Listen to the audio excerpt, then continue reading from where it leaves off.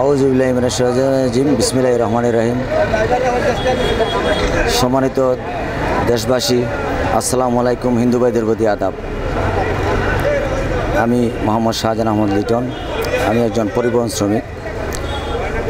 দীর্ঘ রমজান মাস আমরা রোজা রেখেছি।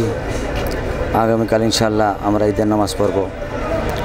পরিবহন শ্রমিক সহ আমার প্রাণপ্রিয় আন্তজেলা বাস, মিনি বাস, কোচ সিলেট জেলা ১৪১৮ অন্তর্ভুক্ত ঐতিহ্যবাহী সিলেটাকা আন্তজেলা বাস শ্রমিক উপকমিটির সাধারণ শ্রমিক, মেহনতি প্রবীণ নবীন সহ সর্বস্তরের মালিক শ্রমিক সহ সবাইকে আমার ব্যক্তিগত ও পরিবারের পক্ষ থেকে জানাচ্ছি আন্তরিক শুভেচ্ছা, ঈদ মোবারক।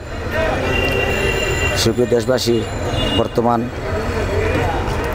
শ্রমিক আমরা যারা আছি, আমাদের যে আনন্দ, আমাদের যে কষ্ট, আমাদের যে বেদনা, এবারের ঈদ সেই নির্মলভাবে আমরা পালন করতেছি।